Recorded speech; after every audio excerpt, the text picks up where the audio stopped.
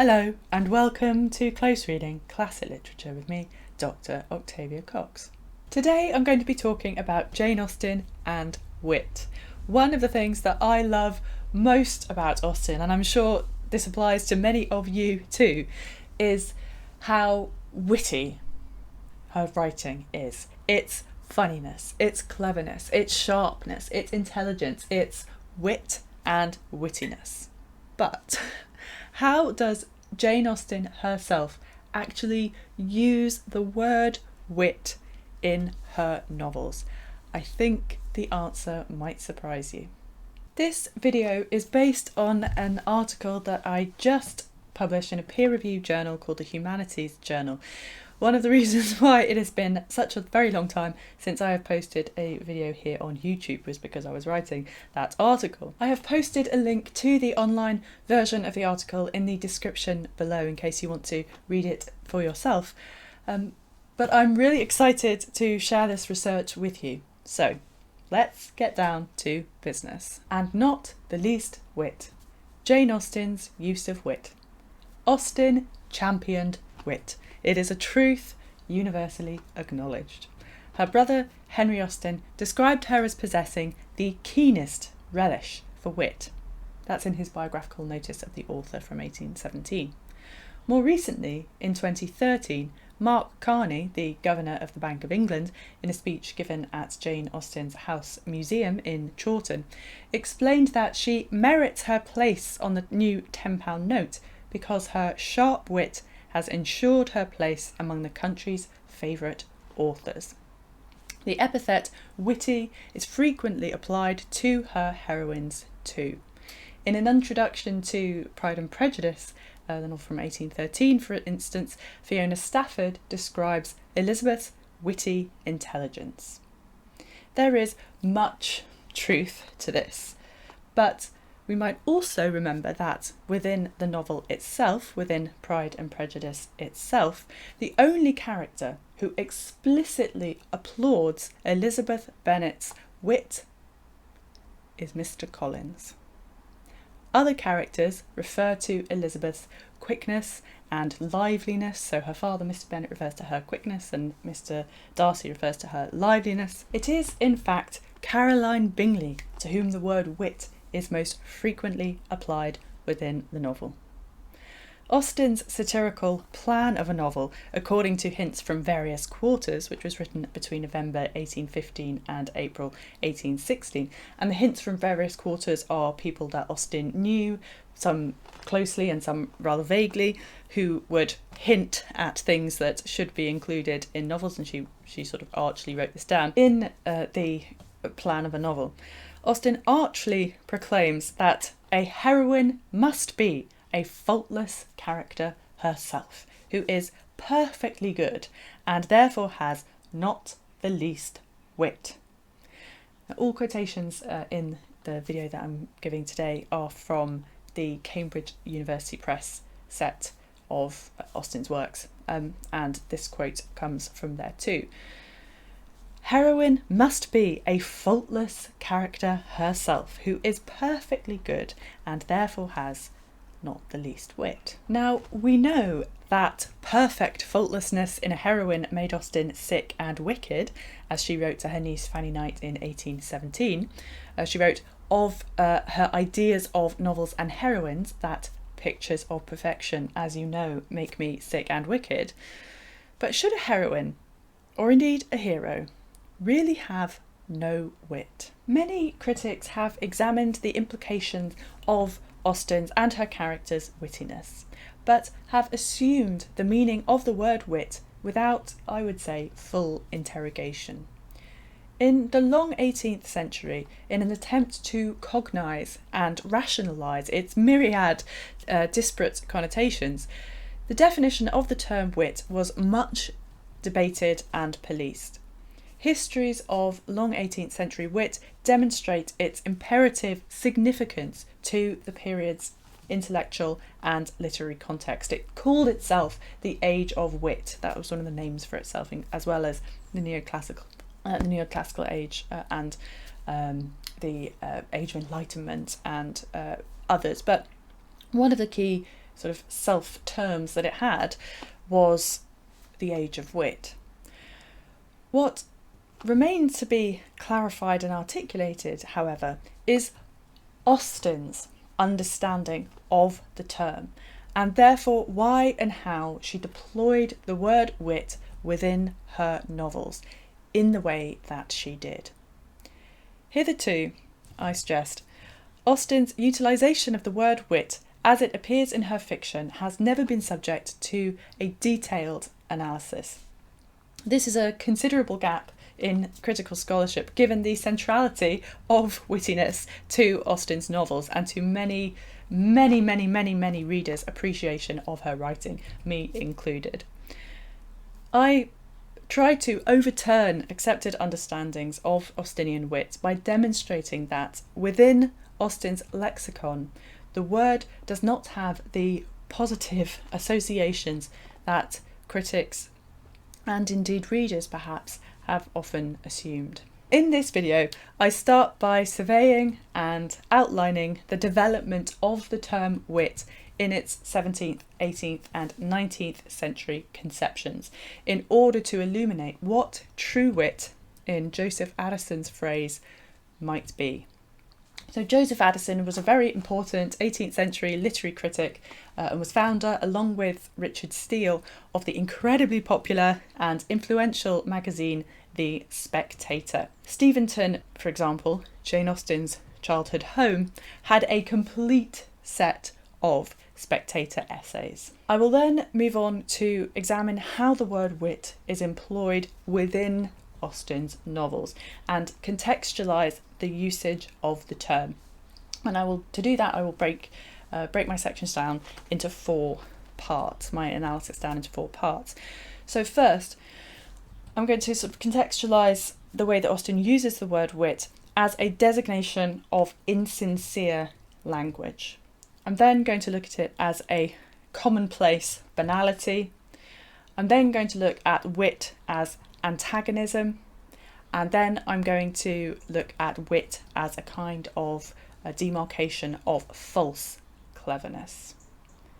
Habitually, in Austen's diction, what is characterised as wit in the novels is, with wonderful irony, in fact, a failure of true wit. Contextualising wit, a propriety of thoughts and words elegantly adapted to the subject. In his Life of Cowley from 1779, Samuel Johnson adroitly summarises the problem for the semantic historiographer when it comes to defining wit. Wit, like all other things subject by their nature to the choice of man, has its changes and fashions, and at different times takes different forms. The multiplicity of interpretations is evident in the apparent contradictory designations ascribed to the term in Johnson's own Dictionary of the English Language from 1755. It's got multiple definitions, over 8. According to Johnson, on the one hand, wit is a mental faculty, sense, judgment, a sound mind, intellects, and on the other hand, it is also imagination or quickness of fancy, as well as the sentiments and expressions actually produced. Charting the various definitions of the polyvalent term and the connotations the word accumulated over time allows us to contextualise the word's sense in the period when Austen was writing and publishing. To go all the way back then to Thomas Hobbes's Leviathan from 1651. Hobbes in Leviathan, in a section considering the virtues commonly called intellectual and their contrary defects, observed that by virtues intellectual are always understood such abilities of mind as men praise, value and desire should be in themselves, and go commonly under the name of a good wit. This understanding of wit as intellectual prowess is what Johnson would later deem the original signification, and that's what I will be using today too, the original signification.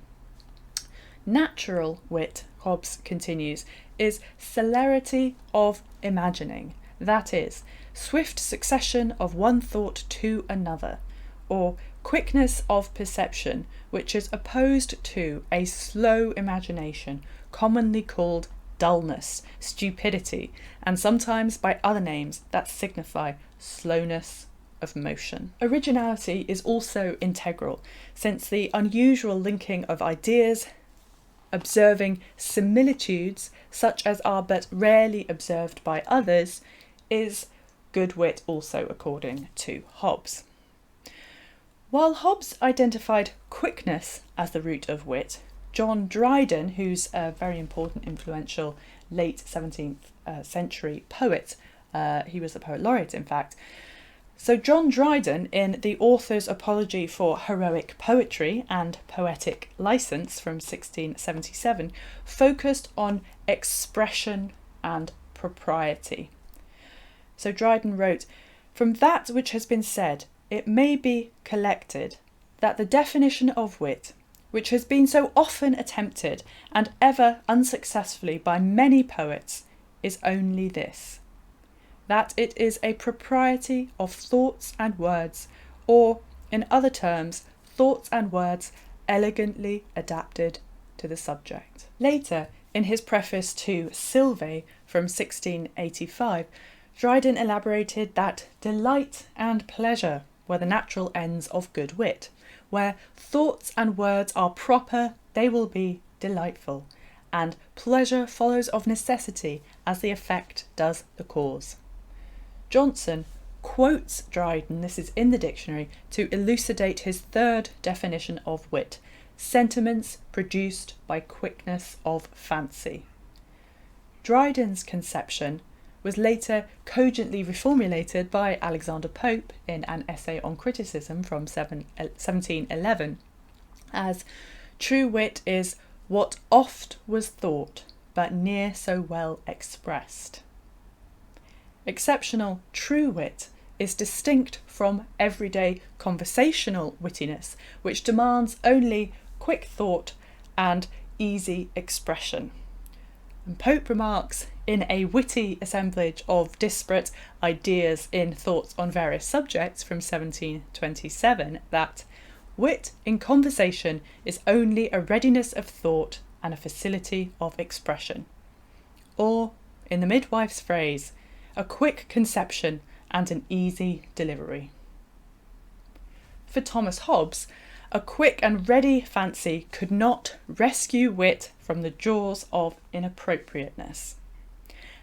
So this is Hobbes saying that discretion is necessary to wit, to good wit. And in any discourse whatsoever, if the defect of discretion be apparent, how extravagant soever the fancy be, the whole discourse will be taken for a sign of want of wit. The secret thoughts of a man run over all things, holy, profane, clean, obscene, grave, and light, without shame or blame, which verbal discourse cannot do.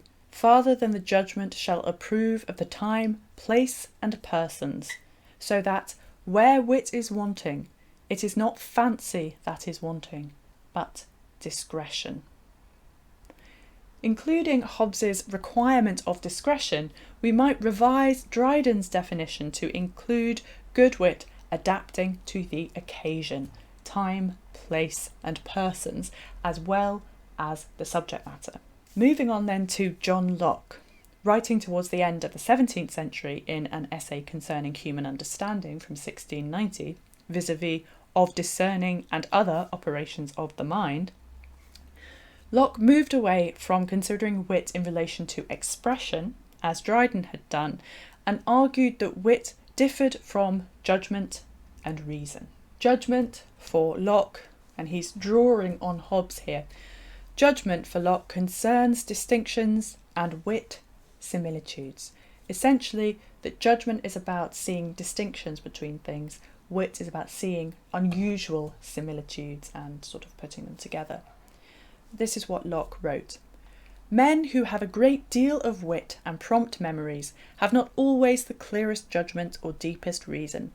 for wit lying most in the assemblage of ideas, and putting those together with quickness and variety, wherein can be found any resemblance or congruity, thereby to make up pleasant pictures and agreeable visions in the fancy. Judgment, on the contrary, lies quite on the other side, in separating carefully ideas one from another. This is a way of proceeding quite contrary to metaphor and allusion, wherein, for the most part, lies that entertainment and pleasantry of wit which strikes so lively on the fancy, and is therefore so acceptable to all people, because its beauty appears at first sight, and there is required no labour of thought to examine what truth or reason there is in it. Addison deems Locke's to be the best and most philosophical account that I have ever met with of wit. That's Addison. He quotes Locke's passage that I just quoted in an essay from The Spectator, and that's essay number 62 from the 11th of May 1711. And Samuel Johnson quotes Locke to illustrate his second meaning of wit in the dictionary, which is Johnson defines as imagination, quickness of fancy. Nothing is so much admired and so little understood as wit, opined Joseph Addison in May 1711, in the same set of essays where he quoted Locke. In an attempt to get to the bottom of the term's meaning, Addison dedicated a week of Spectator essays, so that's numbers 58 to 63, from the 7th to the 12th of May 1711, to defining wit. So he dedicated a week of essays to defining wit, classifying it into high, true wit concerning ideas, and low, false wit involving merely language, that is, expression only. So we have these two different types of wit: high, true wit, low, false wit. Alan Ramsay would later grumble in an essay on ridicule from 1753, in line with Addison's account, that much of that sort of cunning nonsense usually called wit owes its being to the corruption and abuse of language, that is, false wit. Addison rejects Dryden's characterisation that wit is a propriety of thoughts and words elegantly adapted to the subject, arguing that it is not so properly a definition of wit as of good writing in general. Addison does, however, retain Dryden's notion that wit should delight, and adds to this Locke's articulation, adding that every resemblance of ideas is not that which we call wit, unless it be such a one that gives delight and surprise to the reader. These two properties seem essential to wit. So for Addison, delight and surprise are essential to wit. Addison does reject Locke's claim, however, that wit does not necessarily abide by the severe rules of truth and good reason. Ultimately, for Addison, the basis of all wit is truth, and that no thought can be valuable of which good sense is not the groundwork. Pope, like Addison, articulated that good sense, common sense, should not be sacrificed in search of wit. And again, that's from Pope's An Essay on Criticism. Addison argued that the metaphysical poets, so that's the label that was coined by Samuel Johnson for the group of 17th century English poets whose work was characterised by the inventive use of conceits, as they're called. So this is poets such as John Donne and George Herbert and Abraham Cowley. And Addison, particularly talking about Abraham Cowley, says that his poetry abounded in a kind of mixed wit, which consists partly in the resemblance of ideas and partly in the resemblance of words. In considering the conceits of the metaphysical poets, particularly Cowley, Johnson later required that justness between the resemblances, or in Hobbesian terms, the similitudes, must also be a feature of wit. So this is what Johnson says, where the most heterogeneous ideas are yoked by violence together without sense, this should not be regarded as sound wit. So the idea of similitudes between two kind of disparate things that you wouldn't normally see put together, previous people had said that was what wit was. Johnson is saying, yes, but if they're two completely distinct from each other, that they make no sense together, that shouldn't be called wit. So you don't want the most heterogeneous ideas yoked by violence together so that they don't actually make any sense. If by a more noble and more adequate conception that be considered as wit, which is at once natural and new, that which, though not obvious, is upon its first production acknowledged to be just. If it be that which he that never found it wonders how he missed, to wit of this kind the metaphysical poets have seldom risen. Their thoughts are often new, but seldom natural. They are not obvious, but neither are they just. And the reader, far from wondering that he missed them, wonders more frequently by what perverseness of industry they were ever found. The fact that the new conceit or piece of wit is not obvious, but is immediately recognised as being just and natural, is what produces the surprise and delight that Addison added to Locke's understanding of wit. Amalgamating these definitions, then, a working understanding of the polysemantic term wit in its 18th century guise might be a quick and ingenious assemblage of ideas expressed with elegantly adapted diction, comprising truth, good sense, discretion, and aptness. Wit as distinguished from poetry, romantic wit. By the Regency period, however, the term wit had descended somewhat from these lofty heights. Romantic poet John Keats, in a letter to his brothers in 1817, for instance, remarked of a dull evening spent in modish company that it served to convince him how superior humour is to wit in respect to enjoyment. These men say things which make one start without making one feel.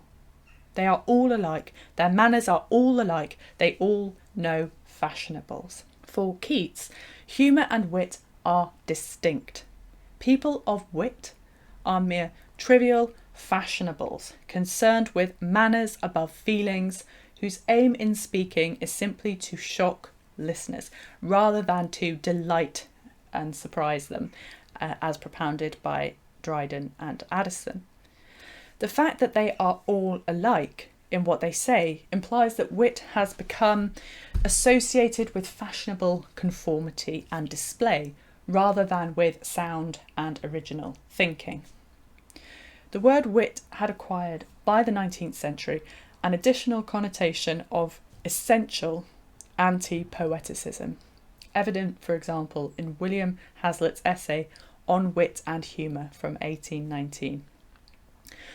Poeticism here means a kind of Wordsworthian elevated thoughts and sense sublime. That's a line from his poem Tintern Abbey from the Lyrical Ballads of 1798. So a kind of high sense of truth and beauty and what's important and so on.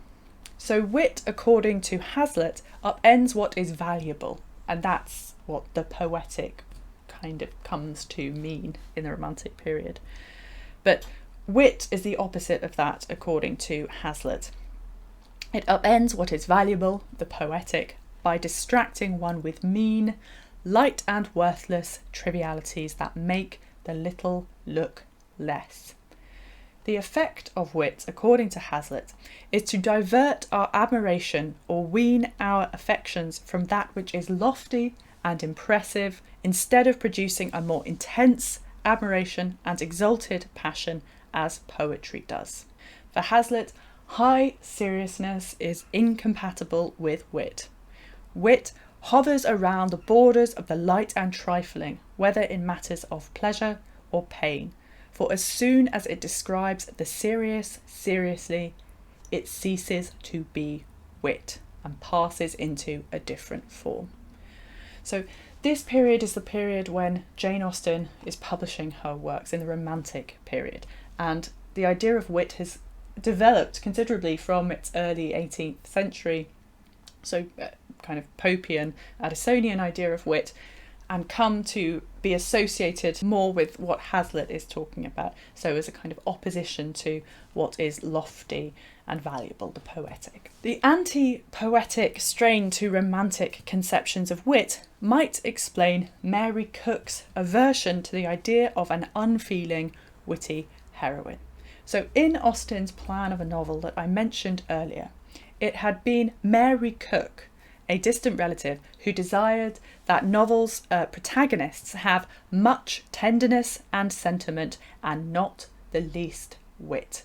That had been her attempt, her hint at what you should include in a novel. And you might just be able to make out the note 3 to Mary Cook in the manuscript. As with Keats and Hazlitt, the two, that is wit and feeling, are presented as though they were mutually exclusive. That which is labelled as wit should be rejected, not only in the heroine herself, but she should rebuff it in her friends too. So this is again from a plan of a novel. The heroine's friendship to be sought after by a young woman in the same neighbourhood of talents and shrewdness, but having a considerable degree of wit, heroine shall shrink from the acquaintance. And this could be a précis of Mary Crawford's and Fanny Price's relationship in Mansfield Park, which is Austen's novel from 1814, and perhaps explains why Mary Cook admired Fanny in general, as we know from Austen's own collection of opinions on Mansfield Park. The ideal heroine, moreover, should converse in a tone of high, serious sentiment. And if we accept Hazlitt's demarcations, high seriousness can never take the form of wit. Austen might reject the distinction between wit and high seriousness, articulated subsequently by Hazlitt and assumed by Mary Cook, who made the suggestion, but be sensitive to the language. In other words, Austen embraces the high and serious concept of true wit as articulated by the 17th and 18th century writers such as Hobbes, Dryden, Locke, Addison, Pope, Johnson et al., but simultaneously avoids what the word wit had come to denote by the early 19th century in the Regency period. To boil it down, she embraces the concept of high true wit, but not the word itself. And now we get on to wit in Jane Austen. I'm going to start with Austen's use of the original signification. Turning to Austen's fiction. Austen does occasionally use the original signification of wit as defined by Johnson, that is, the powers of the mind, the mental faculties, the intellects. So Mr. Knightley in Emma, for instance, Emma from 1816, dated 1816, refers straightforwardly to Harriet Smith's little wit. And in Northanger Abbey, that was dated 1818, practical, philosophic Mrs. Morland, after Catherine's adventures at the Abbey, has these words of comfort.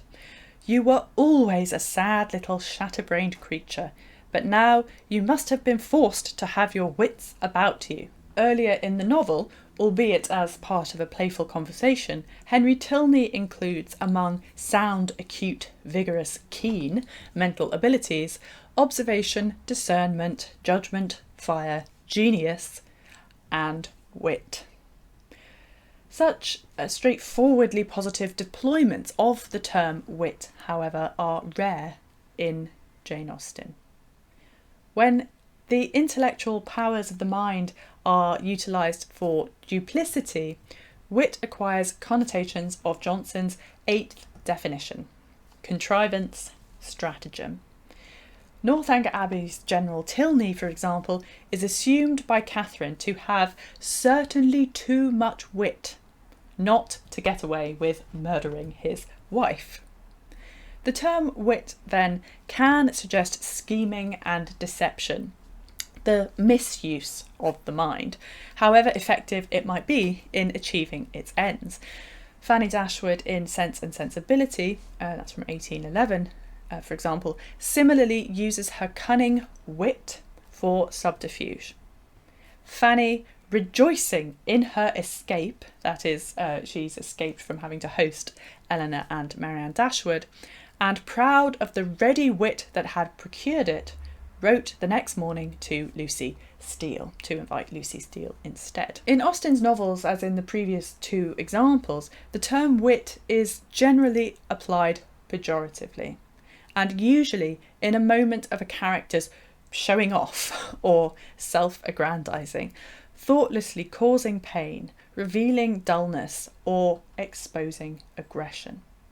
Failing, in other words, to abide by Hobbes's injunction that virtuous wit requires steady direction to some approved end. This is the first section, social display, wit as a designation for insincere language. Wit and vivacity, bon mot and repartee versus plain speaking. Mary Cook's notion of an ideal heroine seems to accord with the terms in which Squire Allworthy in Henry Fielding's Tom Jones, which is a novel from 1749, praises Sophia Weston, who's the heroine of that novel. So Squire Allworthy says, "I never heard anything of pertness or what is called repartee out of her mouth, no pretence to wit." The irony, of course, is that Sophia is intelligent, articulate, and makes apt comparisons. She wittily argues, for example, that she would never consent to any marriage contrary to her father's inclinations, and so hopes that likewise he will never force me into that state contrary to my own inclinations. But Squire Allworthy's associations of wit, pertness, and repartee help to elucidate what the appellation might imply. Similarly, half a century later, Thomas Gisborne in An Inquiry into the Duties of the Female Sex from 1797, and this is a text which we know that Austen read and was pleased with, in her own words, in 1805, as she wrote in a letter to Cassandra, her sister. Gisborne, he approved of spirited conversation, provided it was not insincere or unkind, but warned against any concomitant thirst for admiration and applause. So he wrote, whilst gay vivacity and quickness of imagination were acknowledged to be superior qualities, those should not lead to an unreasonable regard for wit. Gisborne wrote, "The gay vivacity and quickness of imagination, so conspicuous among the qualities in which the superiority of women is acknowledged, have a tendency to lead to unsteadiness of mind, to fondness of novelty, to habits of frivolousness and trifling employment, to dislike of sober application, to dislike of graver studies, and a too low estimation of their worth, to an unreasonable regard for wit and striving accomplishments, to a thirst for admiration and applause, to vanity and affectation." Gisborne also refers scathingly to that flippancy and pertness which is falsely denominated wit. So he doesn't like flippancy and pertness which are denominated wit, sort of supposedly elevated by being called wit, when he sees them in fact as mere flippancy and pertness. Elizabeth Bennet receives a compliment on her wit explicitly within the text of Pride and Prejudice. In fact, she receives it repeatedly from Mr. Collins. She observed his increasing civilities towards herself and heard his frequent attempt at a compliment on her wit and vivacity. He even repeats this compliment verbatim in his proposal to her. "Your wit and vivacity, I think, must be acceptable to her," that is Lady Catherine de Bourgh, "especially when tempered with the silence and respect which her rank will inevitably excite." By quoting him using the exact same phrase twice, wit and vivacity, Austen is proving, ironically, his own lack of wit, of original thinking, the original signification. Mr. Collins's intellectual powers are called into question here, as throughout the novel. He imagines that wit and vivacity, paradoxically, will be good bedfellows with silence, and he does not appear to notice the contradiction. Mr. Collins clearly imagines that his compliment is a civility, a social politeness. It is as if Mr. Collins supposes that to be witty and vivacious is what all elegant folks seek to be, and so reiterates the epithet. And we might remember that Mr. Collins, in a perverse parody of Drydennian wit, admits, "I sometimes amuse myself with suggesting and arranging such little elegant compliments as may be adapted to ordinary occasions." Elsewhere in Austen's fiction, the terms wit and vivacity are similarly deployed as sort of tags for the wannabe elegant. The narrative voice in Emma archly ascribes the same seeming compliments to Mrs. Elton. Mr. Elton made his appearance. His lady greeted him with some of her sparkling vivacity. Mr. Elton was so hot and tired that all this wit seemed thrown away.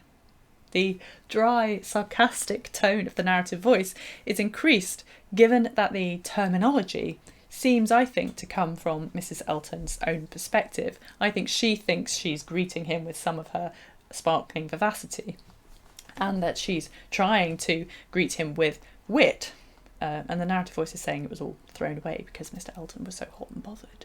And these sort of demarcations, interesting demarcations of wit, stem sort of right the way back, or go right the way back to Austen's juvenilia, as well as in her later fiction, in her major novels.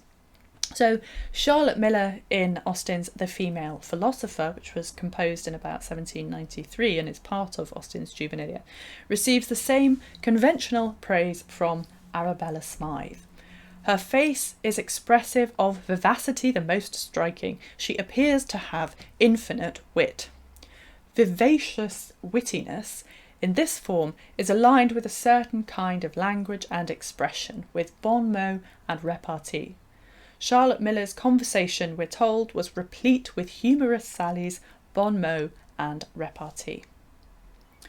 Similarly, Margaret Leslie in Leslie Castle, which was written about spring 1792, compliments herself and her sister on their wittiness, writing, "There never were two more lively, more agreeable, or more witty girls than we are," and that their conversation is infused with smart bon mot and witty repartee. Furthermore, Margaret continues, "The greatest of our perfections is that we are entirely insensible of them ourselves." Her dearth of intellect, a foundational requirement of proper wit, of true wit, is evident in Margaret's ridiculous lack of sense and self-awareness. She is also absurdly unfeeling. "How often I have wished," this is, she's writing a letter, "how often have I wished that I possessed as little personal beauty as you do. That my figure were as inelegant, my face as unlovely, and my appearance as unpleasing as yours." Margaret might declare herself to be witty, but there isn't much actual evidence of wittiness from her letters, and this rudeness, frankly, to her recipient is hardly what we would call true wit. According to the Oxford English Dictionary, a bon mot is a clever or witty saying, a witticism, repartee. And in his dictionary, Johnson defines repartee as a smart reply and pointedly uses Dryden's quotation from Dufresnoy's Art of Painting, which was from 1695, to expose his low assessment of the term, as it is merely fools and intended wits who overflowed with smart repartees. Intended wits. An intended wit is one who seeks to be celebrated as witty by society. It is these intended wits who overflow with a certain kind of language which they think is witty. Edmund Bertram, applauded by Fanny Price, and in contrast to Mary Crawford, scorns such performative wittiness in Mansfield Park. Mary Crawford imagines that Edmund might intend pun on the word wilderness and, forestalls him, to which Edmund responds, "You need not hurry when the object is only to prevent my saying a bon mot, for there is not the least wit in my nature. I am a very matter-of-fact, plain-spoken being, and may blunder on the borders of a repartee for half an hour together without striking it out." Edmund's deployment of the same diction verbatim as Mary Cook had used, "not the least wit," clarifies how we might interpret the phrase. In this conception, wit is primarily aligned with bon mot and repartee, and put in opposition to sincere, matter-of-fact, plain speaking. In Northanger Abbey, meanwhile, the term wit is used in relation to dullard John Thorpe and his absurd boasts. Catherine listened with astonishment. She knew not how to reconcile two such very different accounts of the same thing, for she had not been brought up to understand the propensities of a rattle, nor to know how many idle assertions and impudent falsehoods the excess of vanity will lead. Her own family were plain, matter-of-fact people who seldom aimed at wit of any kind. They were not in the habit, therefore, of telling lies to increase their importance, or of asserting at one moment what they would contradict the next. Even in this early novel, where Austen's playfulness abounds, sincere, plain, matter-of-fact people are again contrasted with those who aimed at wit. Talk which aims at wit in polite society involves idle assertions, telling lies, and contradicting oneself only to increase the speaker's social importance. This neglects an imperative element of proper wit: truth. Wit and plain speaking are not antithetical to one another, but each has their moment of appropriateness. In the words of Pope, "As shades more sweetly recommend the light, so modest plainness sets off sprightly wit." Even lively Elizabeth Bennet recognises the value of plain speaking. Following her refusal of him, Mr. Collins retreats into the notion that Elizabeth's wit and vivacity mean that she speaks in repartees. "Your refusal of my addresses," he says, "are merely words, of course." Offended, Elizabeth responds that she speaks plainly and means what she says. "I do assure you, sir, that I have no pretension whatever to that kind of elegance which consists in tormenting a respectable man. I would rather be paid the compliment of being believed sincere. Can I speak plainer? Do not consider me now as an elegant female intending to plague you, but as a rational creature, speaking the truth from her heart." In contrast, Caroline Bingley, in her interactions with Mr. Darcy, might have pretensions to that kind of elegance which consists in tormenting a respectable man.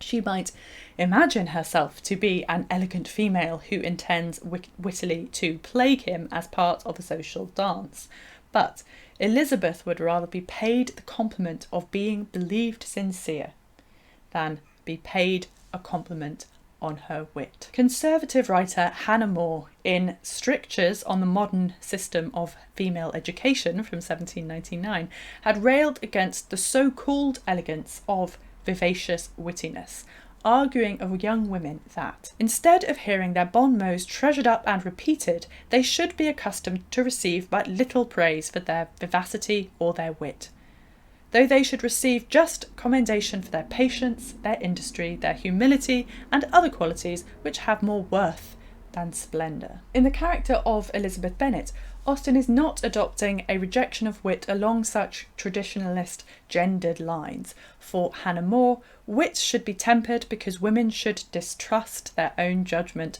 patiently and humbly acquiescing to expostulation and opposition. Elizabeth Bennet, on the other hand, does not reject Mr. Collins's compliment on her wit because she distrusts her judgment or values passive compliance, but because she interprets vivacious wittiness to be antithetical to being a sincere, rational creature. And we might note the gender neutrality of creature. She wants to be seen as a rational creature who is confident of the truth she is speaking. Elsewhere in Austen's fiction, the term wit is associated with public display, competition, and social manoeuvring. So in Emma, Mr. Knightley means it as a compliment that Cole does not want to be wiser or wittier than his neighbours, in response to which Emma insults Mrs. Elton by remarking that she competitively does want to be wiser and wittier than all the world. The use of wit as a tool of social control is evident in the opening of Persuasion, that's dated 1818, where Mr. Shepherd, that is Sir Walter Elliot's agent, is aware that he is required to laugh at Sir Walter's witticisms. Trying to persuade Sir Walter to let Kellynch Hall, Mr. Shepherd says, "If a rich admiral were to come our way, Sir Walter—" "He would be a very lucky man, Shepherd," replied Sir Walter. "That's all I have to remark. A prize indeed would Kellynch Hall be to him, rather the greatest prize of all. Let him have taken ever so many before. Eh, Shepherd?" Mr. Shepherd laughed, as he knew he must, at this wit.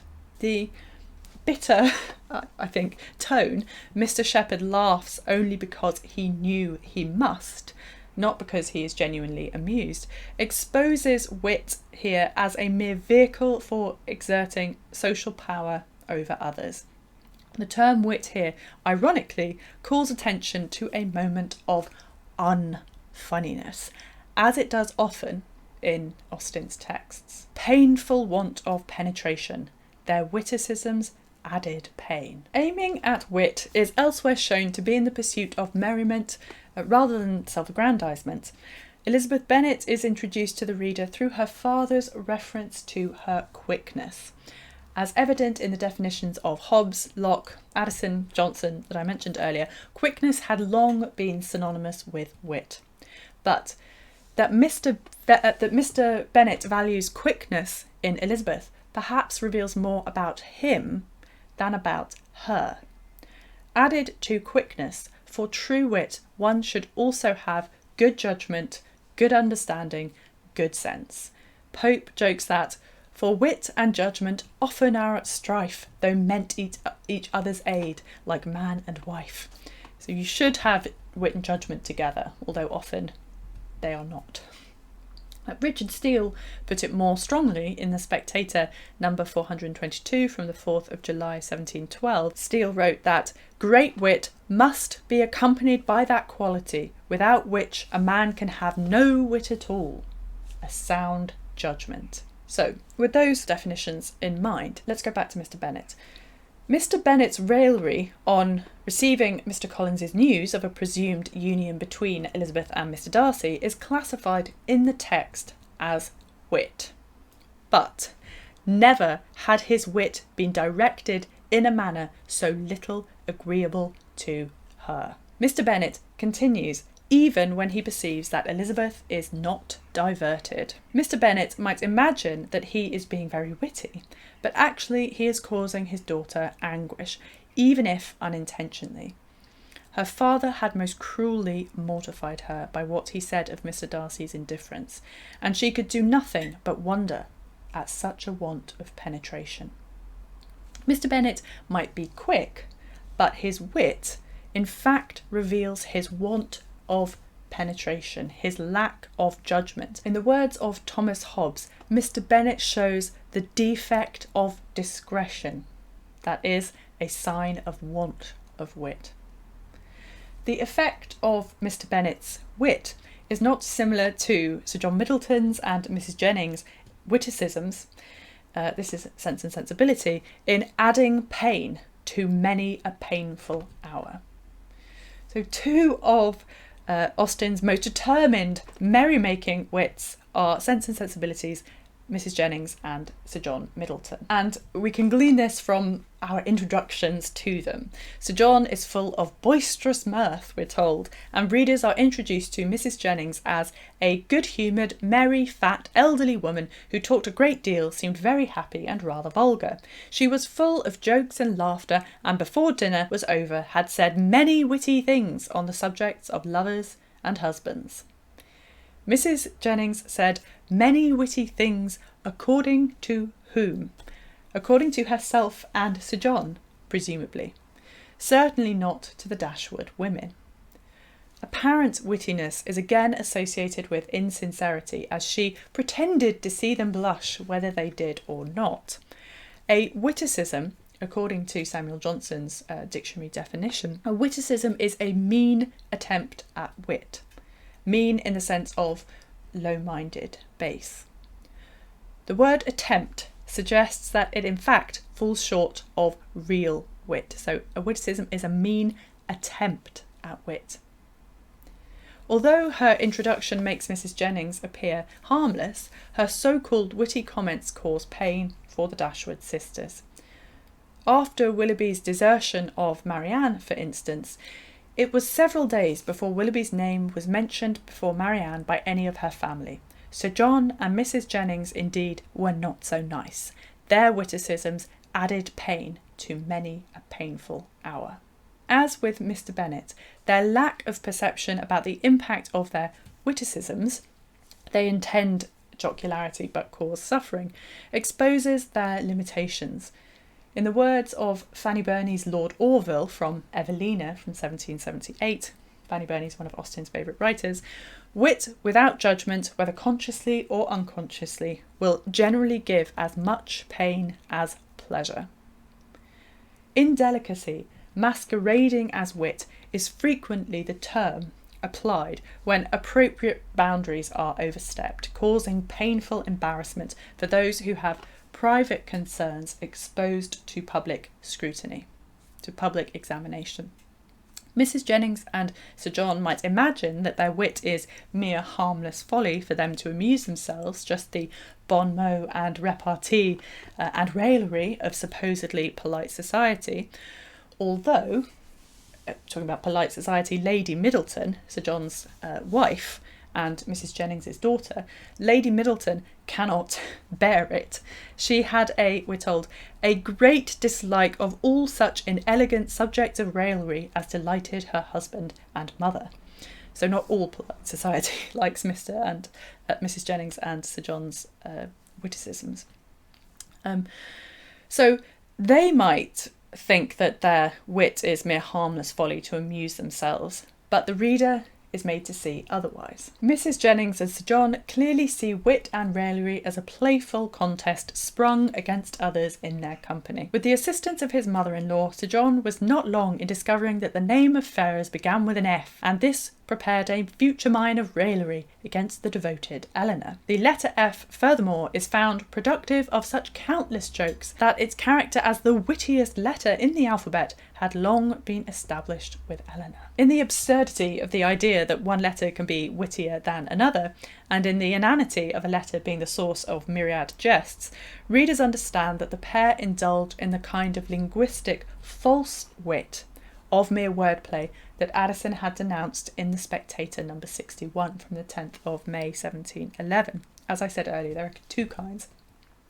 High true wit, low false wit. Low false wit is concerned with kind of linguistic playfulness, puns, and so on. The dry aside by the narrative voice showing that Eleanor had long been bored by their wit, by their playfulness on the wittiest letter of the alphabet, exposes the pair's failure to provoke the delight and surprise necessary for true wit. If we accept J.R. Firth's observation that you shall know a word by the company it keeps, you shall know a word by the company it keeps, then we can better understand how to know the meaning of the word wit by the other words that it is associated with. So in the paragraphs describing the wit of Mrs. Jennings's teasing of Colonel Brandon and Marianne, for example, the accompanying words reveal how we might understand the term. Endless jokes laughed at, raillery, absurdity, impertinence, and wishing to throw ridicule. Second section, dullness. Wit as a commonplace or a designation of commonplace banality. Every commonplace phrase by which wit is intended. What might once have been ingenious and witty is rendered dull through repetition. Marianne objects to Sir John's overworn apparent witticisms. She says, "I abhor every commonplace phrase by which wit is intended, and setting one's cap at a man or making a conquest are the most odious of all. If their construction could ever be deemed clever, time has long ago destroyed all its ingenuity." Sir John did not much understand this reproof, but he laughed as heartily as if he did. That Sir John does not understand Marianne's complaint exposes his lack of intellectual abilities, his paucity of wit in its original signification. Elsewhere, the text refers to such commonplace raillery as Mrs. Jennings's. Anne Toner observes in a discussion particularly related to Elizabeth Bennet in her really good book Jane Austen's Style, which was published in 2020. Anne Toner observes, "The exact point where wit becomes banality must be hard to determine.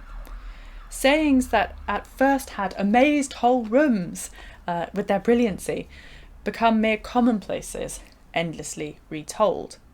The eclat of a proverb might have its social uses." So Mr. Musgrave in The Watsons, which is a text by Austen written in about 1804 to 5, for example, had a great deal to say, and though with no wit himself, could sometimes make use of the wit of an absent friend, and had a lively way of retailing a commonplace or saying a mere nothing that had great effect at a card table.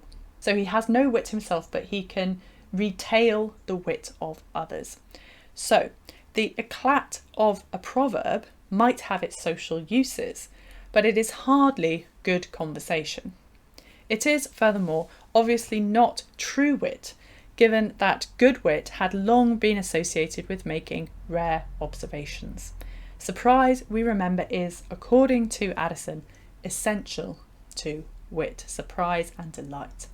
So oft-uttered conventional commonplaces that have been retold to the point of dullness and stupidity, and have only been assigned the sobriquet wit, do not meet the necessary criteria for true wit. Austen herself observed such a distinction, stupid commonplace nonsense as opposed to true wit, in her wry recollection of an evening in April 1805, spent enduring the kind of commonplace talk described in Sense and Sensibility. She wrote, "There was a monstrous deal of stupid quizzing and commonplace nonsense talked, but scarcely any wit. All that bordered on it, or on sense, came from my cousin George, whom altogether I like very well." Moving on to the third section, where wit is the designation for aggression. The evening was spent in a sort of war of wit. In addition to denoting oft-repeated banal commonplaces, the term wit was simultaneously applied to a certain kind of social battling. Pope's famous exclamation that, in his preface to his works from 1717, that "the life of a wit is a warfare upon earth lived on." Such wit implies hostility, antagonism, unpleasantness, unkindness. And in his poem Macflecknoe from 1682, Dryden had decreed that it is only in the realms of nonsense and true dullness that inhabitants wage immortal war with wit. Such people are never to have peace with wit, nor truce with sense. To be witty, according to one definition in Johnson's dictionary, is to be insulting. The definition is sarcastic, full of taunts. Similarly, Henry Fielding in the Covent Garden Journal, number 4, from the 14th of January 1752, could joke in his popular A Modern Glossary of wit's modern connotations of abusiveness.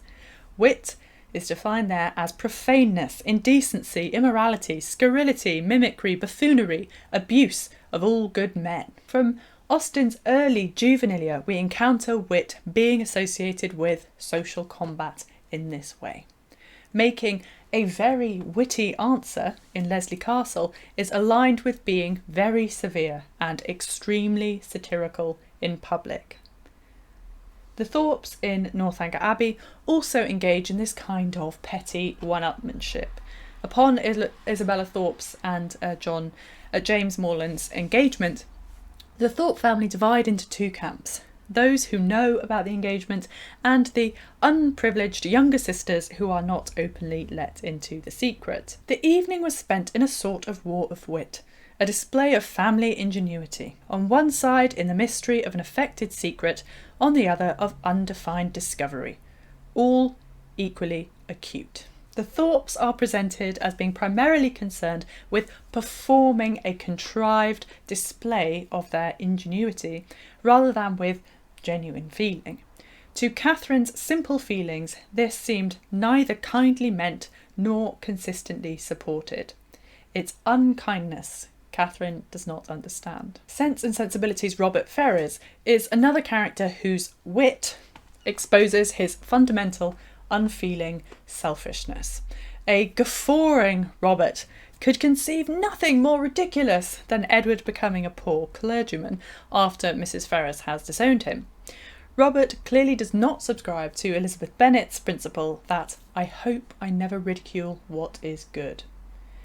In response to such folly, Eleanor gives Robert a hard stare. He was recalled from wit to wisdom not by any reproof of hers, but by his own sensibility. "We may treat it as a joke," said he at last, recovering from the affected laugh which had considerably lengthened out the genuine gaiety of the moment, "but upon my soul it is a most serious business. Poor Edward, he is ruined for ever." The term wit is again associated with unkindness. Robert laughed most immoderately at Edward's misfortunes. The narrator's terse comment that he was recalled from wit to wisdom drips with sarcasm. While Robert Ferrars may imagine himself adorned with the qualities of both wit and wisdom, it is clear to readers he is not. A person who cannot distinguish between a joke and a serious business possesses neither wit nor wisdom.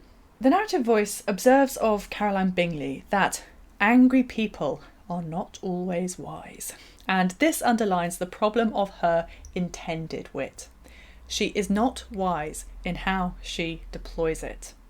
It is malicious rather than thoughtful, used to humiliate others and to parade her own perceived superiority. When Mr. Darcy observes, for example, "I have been meditating on the very great pleasure which a pair of fine eyes in the face of a pretty woman can bestow," and Caroline is all astonishment at hearing that those eyes belong to Elizabeth Bennet, her response is to attack with wit. "You will have a charming mother-in-law indeed, and of course she will be always with you at Pemberley." Interestingly, it is Caroline Bingley and Lady Catherine de Bourgh who seem most obsessed with Pemberley in the novel. It is Lady Catherine who says in her confrontation with Lizzie at the prospect of her marriage to Darcy, "Are the shades of Pemberley to be thus polluted?" But getting back to Caroline and Mr. Darcy, he listened to her with perfect indifference while she chose to entertain herself in this manner, and as his composure convinced her that all was safe, her wit flowed long. Falling foul of William Shakespeare's assertion that brevity is the soul of wit, that's Polonius in Hamlet, Caroline might entertain herself, but if her wit was perceived to have flowed long, then it cannot have been very amusing for others. Caroline is convinced, ironically, that all was safe, not realising that the longer her wit flows, the more Mr. Darcy's perfect indifference to her will grow. That Caroline uses wit explicitly as a tool for censure and implied scorn is made explicit when Elizabeth is staying at Netherfield while her sister Jane is ill. Elizabeth returned instantly to Jane, leaving her own and her relations' behaviour to the remarks of the two ladies and Mr. Darcy, the latter of whom, however, could not be prevailed on to join in their censure of her, in spite of all Miss Bingley's witticisms on fine eyes. Remembering that a witticism in Johnson's formulation is a mean attempt at wit, mean here in the sense of ungenerous, Caroline's decided lack of generosity, indeed the resentment behind her attempted witticisms, are what separates them from, for example, Mrs. Jennings's and Sir John Middleton's in Sense and Sensibility. They misguidedly employ their wit, however painful it might be, and however oblivious they are to that pain, in pursuit of genuine laughter and amusement. Caroline's wit, however, is not without thought, and her apparent laughter is not without hostility. So Mrs. Jennings and Sir John, their witticisms add pain, but they think they're being amusing and they do it in front of the Dashwood sisters. Caroline is witty to Mr. Darcy about Elizabeth when Elizabeth isn't there. It's full of hostility, in other words. Caroline's witticisms have the purpose of trying to shame Mr. Darcy out of his admitted attraction to Elizabeth. Caroline seems to imagine that such displays of wit will elevate her in the eyes of Mr. Darcy. But instead, ironically, it demotes her to the kind of elegant female that Mr. Collins has in mind when he applies the term to Elizabeth. Over and over again, Caroline mocks Mr. Darcy's interest in Elizabeth by emphasising her low connections, forgetting conveniently that the Bingleys' fortune had been acquired by trade. Caroline jokes about the status of Elizabeth's relations, for example, when she says to Darcy, "Do let the portraits of your uncle and Aunt Phillips be placed in the gallery at Pemberley." Mr. Phillips is married to Mrs. Bennet's sister and is an attorney in Meryton. And again, Caroline is obsessed with Pemberley. Caroline's brandishing of wit is a socially acceptable way to cover her shallow malice, imagining that she conceals her meanness with wit. According to Hazlitt, writing contemporarily with Austen, the favourite employment of wit is to add littleness to littleness and heap contempt on insignificance by all the arts of petty and incessant warfare. Caroline's censuring wittiness fits such a mould of contemptible petty warfare. Not only is a professed wit for Hazlitt contemptible and tiresome, but such behaviour has a more significant deleterious effect. An affectation of wit by degrees hardens the heart and spoils good company and good manners, unfeelingness towards other people, unkindness to other people, which we arguably can see in the character of Caroline Bingley. Wit as unfeeling. Matthew Ward has argued that Romantic period writers moved away from appreciating the attacking wit associated with ridicule in favour of a more sympathetic humour. Austen's use of the term wit in her novels accords with her Romantic contemporaries' notion that wit implies a selfish disregard or even disdain for the feelings of others. In other words, as per Marianne Dashwood's thinking, that wit is unfeeling. When Mr. Knightley chastises Emma Woodhouse for her wit at Box Hill, he asks rhetorically, "How could you be so unfeeling to Miss Bates?" In Austen's novels, the inability to perceive or comprehend the feelings of others when in dialogue is evidence of a failure of true wit. As is apparent from the examples above, Austen, with beautiful irony, consistently applies the term wit to expose a moment, paradoxically, of a lack of true wit. Moving on to the fourth section, wit as a designation for misplaced cleverness. I meant to be uncommonly clever. In the latter half of Pride and Prejudice, Elizabeth Bennet recognises her own failure of true wit in her earlier attempts to be witty. She reveals that she had sought to be witty and continually abusive in her responses to Mr. Darcy. Highly ironically then, given her rebuff to Mr. Collins, in her initial exchanges with Mr. Darcy, Elizabeth had in fact had pretensions to that kind of elegance which consists in tormenting a respectable man. In conversation with Jane, after she has read Mr. Darcy's post-proposal letter, she says, "And yet I meant to be uncommonly clever in taking so decided a dislike to him, without any reason. It is such a spur to one's genius, such an opening for wit, to have a dislike of that kind. One may be continually abusive without saying anything just, but one cannot be always laughing at a man without now and then stumbling on something witty." The term wit again, is associated with antagonism and unkindness. Elizabeth had been concerned with flaunting wit rather than using her reason, with exhibiting her cleverness rather than being just. There is a paradox between now and then stumbling on and wit, given that one would normally think of wit as being deliberately clever, as using one's wits, using one's intellect. This might even seem like a contradiction in terms. For something to be truly witty, it should combine good thought with proper expression, and thus cannot be unintentional. In this moment, Elizabeth playfully embraces the terms wit and witty and applies them to herself, but in recognition of the previous failure of her true wit. So she applies these words to herself, but only looking back to a time when she thinks, in fact, she was not using true wit. After their engagement, Mr. Darcy compliments Elizabeth on the liveliness of her mind, which is, of course, a requirement of true wit, but he avoids the word itself.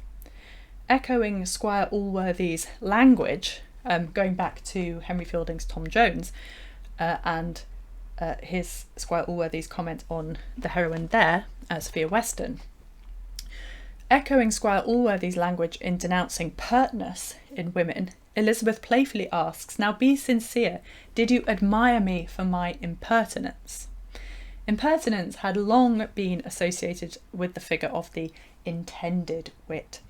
The Tatler number 219, for example, from the 2nd of September 1710, had decried a couple of professed wits as mere pert puppies who entertained each other with impertinences.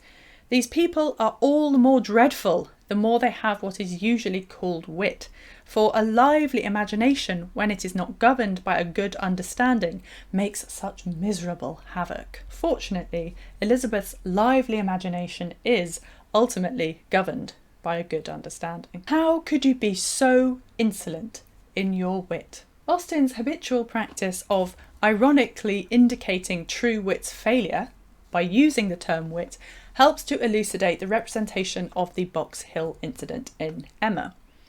Emma's wit, ironically, is not quite so ready as she imagines it to be. She repeatedly considers Mr. Elton's odd use of ready wit in his charade, apparently to describe Harriet Smith, without realising her own failure of wit in not recognising the charade's intended recipient, that is, herself. Emma does curtail an urge to be rude or witty to Mr. Elton when he returns to Highbury married. As for Mr. Elton, his manners did not appear, but no, she would not permit a hasty or a witty word from herself about his manners. A witty word here is clearly in the same vein as Caroline Bingley's witticisms of censure. That is, wittiness aligned with criticism, antagonism, and unkindness. Emma still has consciously to restrain herself, emphasised in the textual long M dash that interrupts her. His manners did not appear dash, but no, she would not permit a hasty or a witty word from herself. So she consciously has to restrain herself, but she manages it. Emma could not resist being witty later, however, in the crucial scene at Box Hill. What prompts events is Frank Churchill's demand for the group to make a clever remark. Emma only demands from each of you either one thing very clever, be it prose or verse, original or repeated, or two things moderately clever, or three things very dull indeed, and she engages to laugh heartily at them all. Frank is asking for professed wit. Immediately, Emma unthinkingly sees the chance to perform wittiness. Frank, furthermore, elides something very clever with that which is both original and repeated. As Marianne Dashwood articulated, an oft-repeated cleverness is as banal as something dull. So, right from the offset then, the scene is set for intellectual dullness, the antithesis of real wit. And this is the crucial scene. "Oh, very well," exclaimed Miss Bates. "Then I need not be uneasy. 3 things very dull indeed. That will just do for me, you know.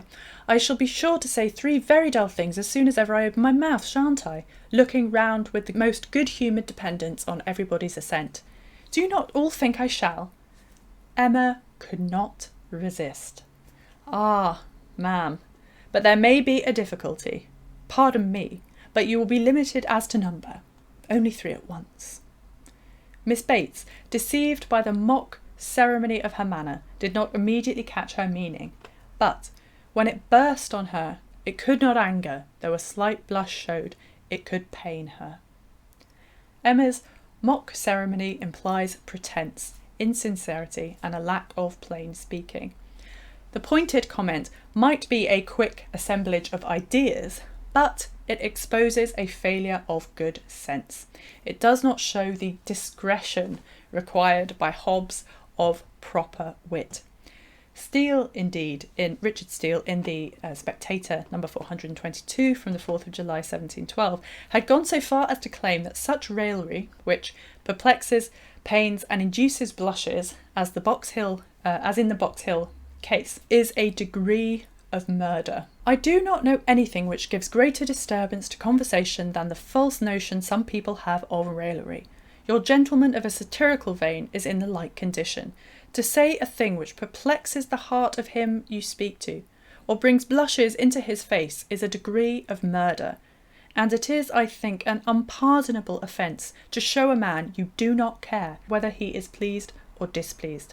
But won't you then take a jest? Yes, but pray, let it be a jest."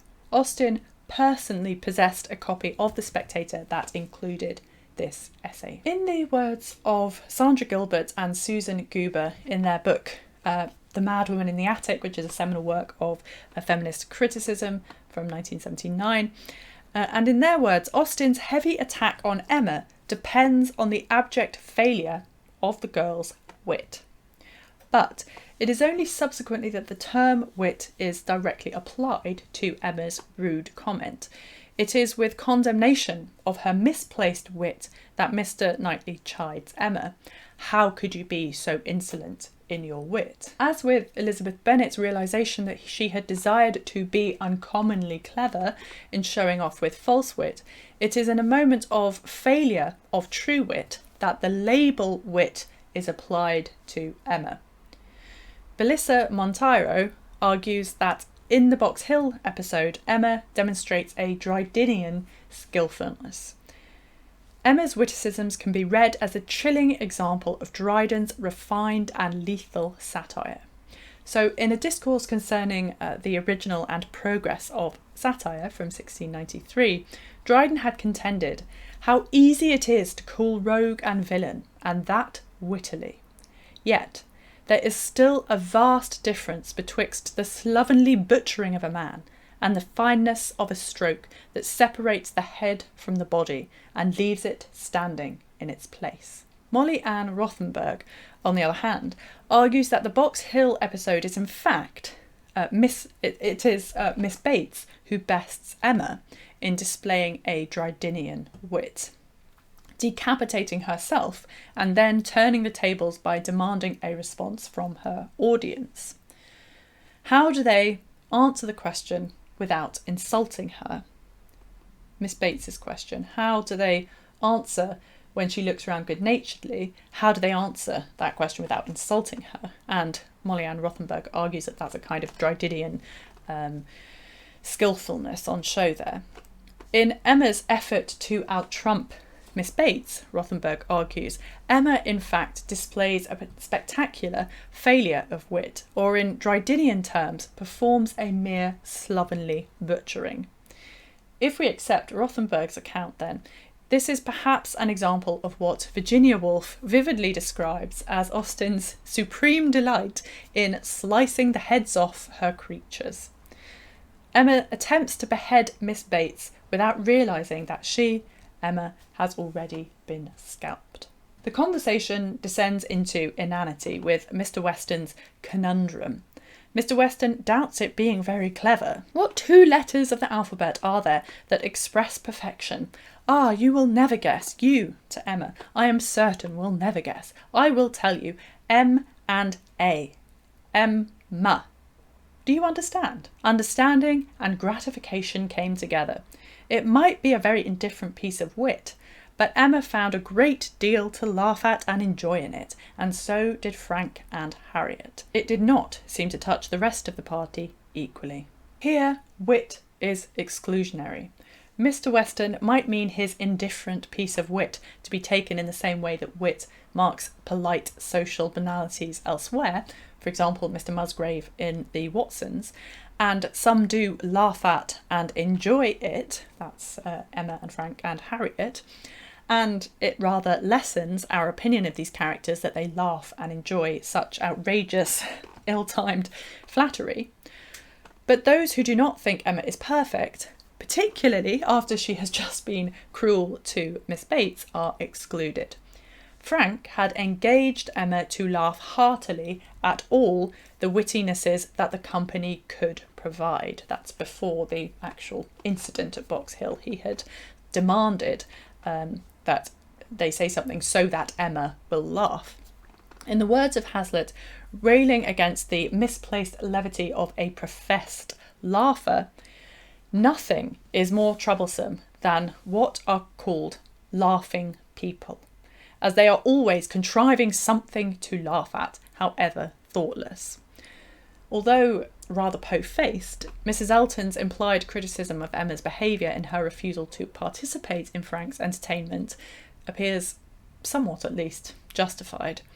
I am not one of those who have witty things at everybody's service. I do not pretend to be a wit. Mrs. Elton will not perform her part as a professed or intended wit, despite Frank's injunction, despite hypocritically elsewhere clearly aspiring to be one. She aspires to be witty and vivacious elsewhere. All this is not to say, however, that Austen did not value true wit. In Austen's novels, true wit is promoted, even though it is not demarcated as wit in text. On to the final section, 18th century inspired Austenian true wit. Let us start with Elizabeth Bennet's true wit. Surely Elizabeth Bennet, so celebrated as a witty character, is lauded within the novel itself for her wit. After all, Austen herself considered Elizabeth to be as delightful a creature as ever appeared in print, delight being the natural effect, according to Dryden and Addison, of true wit. Marilyn Butler speaks for many when she notes that the reader cannot help admiring Elizabeth's wit. Much of the playfulness and epigrammatism of the general style which Austen herself celebrated, and that's in a letter to Cassandra, is achieved through Elizabeth's finely expressed aphorisms. One example is Elizabeth's retort to Charlotte Lucas about Mr. Darcy the morning after the night before at the Meryton Assembly. I could easily forgive his pride if he had not mortified mine. So the tight, expletive-free chiastic antithesis gives the phrase its witty turn. And this accords with Dryden's and Pope's notion that wit involves the elegant adaptation of thoughts and words most well expressed. Beyond her witty expression, Elizabeth's deployment of Addisonian true wit is evident in her arguments showing a just resemblance and congruity of ideas.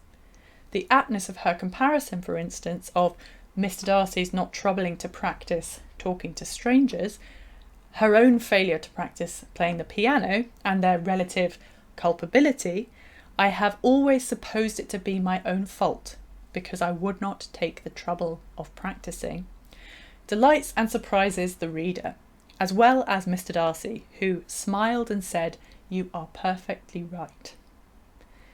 Elizabeth's observation is a propriety of thoughts and words elegantly adapted to the subject, fulfilling the criteria for Dryden's definition of wit. Her assemblage of ideas is put together with quickness and variety, and its beauty appears at first sight, to the surprise and delight of the reader and interlocutor. fulfilling Locke's and Addison's criteria for wit. And her natural and new, though not obvious but just conceit, fulfills Johnson's criteria for noble wit. Elizabeth's analogy is an example of long 18th century true wit, without being demarcated as such in the text. Similar episodes of true wit, undesignated in text as such, pepper Austen's fiction. Mr. Darcy's true wit. Mr. Darcy's exchanges with Caroline Bingley are often overlooked by readers because they seem peripheral to the real matter of his relationship with Elizabeth. Yet, in many ways, these interactions give a first glimpse of the true Darcy. The very fact that Mr. Darcy confesses his attraction to Elizabeth to, of all people, Caroline Bingley, suggests a certain playfulness in him. Their conversation shows that his true wit can be as ready as Elizabeth's. When Caroline accuses Elizabeth of being one of those young ladies who seek to recommend themselves to the other sex by undervaluing their own, for instance, Mr. Darcy's witty response that there is a meanness in all the arts which ladies sometimes condescend to employ for captivation indicates that he sees through Elizabeth's own attempt to recommend herself to him by undervaluing Elizabeth. But, however witty we may find Mr. Darcy's riposte, it is not designated as wit within the text. Elinor Dashwood's true wit. In Sense and Sensibility, Elinor demonstrates true wit while aligning her position with that of a preference for sense, key of course to Addisonian true wit. In conversation with Willoughby, she compares those who praise and censure Colonel Brandon. Willoughby deems it an indignity to be approved by such women as Lady Middleton and Mrs. Jennings, to which Elinor wittily retorts, but perhaps the abuse of such people as yourself and Marianne will make amends for the regard of Lady Middleton and her mother. If their praise is censure, your censure may be praise, for they are not more undiscerning than you are prejudiced and unjust. Apparently, rather surprised at Elinor's response, Willoughby declares that, in defence of your protégé, you can even be saucy. Deriving from the Latin salsus, meaning salty, and Johnson's dictionary definition aligns saucy with being impertinent. But hers is not the dreadful impertinence of the professed wit, as described in the Tatler number 219 from the 2nd of September 1710, because Elinor's lively mind, like Elizabeth's, is governed by a good understanding. Elinor does not take the bait of Willoughby's supposed compliment, responding, "My protégé, as you call him, is a sensible man, and sense will always have attractions for me." Mr. Knightley's true wit.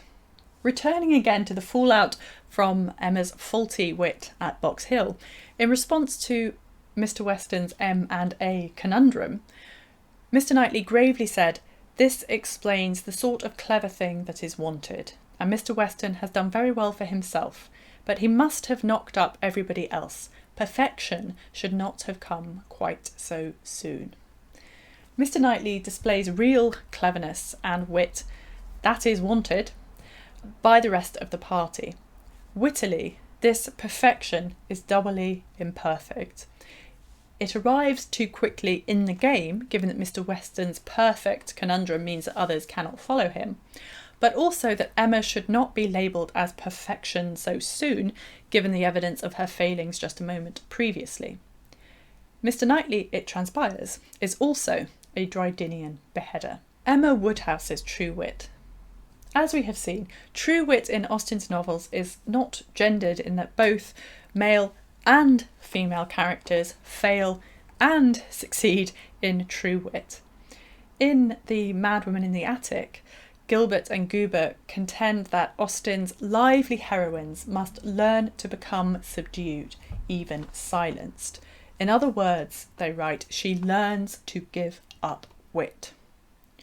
But one of Emma's profoundest moments of true wit comes after her failure of insolent wit at Box Hill, when her liveliness has, according to Gilbert and Goober's account, been suppressed.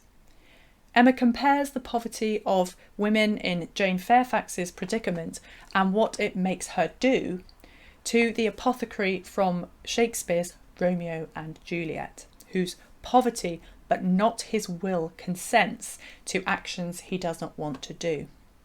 So Romeo had said to the apothecary, "Famine is in thy cheeks, need and oppression starveth in thy eyes, contempt and beggary hangs upon thy back, the world is not thy friend nor the world's law, the world affords no law to make thee rich." And to this the apothecary says, "My poverty but not my will consents," to giving Romeo the poison, which he doesn't want to do, but he needs the money. Emma slightly misquotes Romeo to make the rarely observed similitude, a foundation of Hobbesian good wit, that if a woman can ever be excused for thinking only of herself, it is in a situation like Jane Fairfax's. Of such one may almost say that the world is not theirs, nor the world's law. So we can see this linking of unusual ideas in saying that women like Jane Fairfax are like the apothecary from Romeo and Juliet. What is more, having previously used unfeeling, insolent wit, in the words of Mr. Knightley, Emma makes this witty observation feelingly. Genius, wit and taste. The term wit in Austen's novels is frequently implemented in moments of bombast or apparent cleverness, which are merely imagined or perceived to be witty by the speaker, him or herself. After all, there is nothing more certain that every man would be a wit if he could, said Addison. In Austen's diction, wit is consistently applied when a character intends to be witty, but falls short of true wit. True wit is not classified as wit in text, perhaps because, like ingenious elves, readers are supposed to recognise true wit for themselves by using their own wits. In Northanger Abbey, the narrative voice speaking directly to the reader in the first person celebrates the novel genre's ability to showcase wit, and laments that there seems almost a general wish of slighting the performances which have only genius, wit and taste to recommend them. Novels are only some work in which the greatest powers of the mind are displayed, in which the most thorough knowledge of human nature, the happiest delineation of its varieties, the liveliest effusions of wit and humour are conveyed to the world in the best chosen language. In the phrase best chosen language, Austen echoes Dryden's and Pope's celebration of wit as that which is elegantly adapted and well expressed. Ultimately, in Northanger Abbey's apostrophe defending the novel, Austen adopts a broader understanding of true wit, a composite of Hobbesian, Drydenian, Lockean, Addisonian, Steelian, Popian, Johnsonian conceptions, which requires more than simply elegant expression, but truth and perception too, by balancing good sense, the powers of the mind, and thorough knowledge with the mode of expression, the happiest delineation. At their finest, novels showcase genius, wit and taste. Genius meaning superior faculties, judgment, mental abilities, intelligence, originality. Taste meaning perception and discernment. That's from Johnson's dictionary. So too for the characters within them.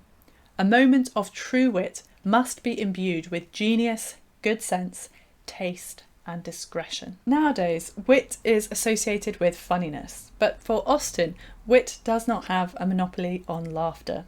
In the end, wisdom is better than wit, and in the long run will certainly have the laugh on her side. Thank you very much indeed for watching. Remember, if you like what I do here on my channel where I analyse classic literature, then do subscribe. And if you have liked the video, then do please press the thumbs up button. It helps me out in YouTube's algorithm. If you want to go and have a look at the article itself, then the link is in the description below. And what do you think? Did anything surprise you in this video about Austen's use of wit? Leave your thoughts in the comments below.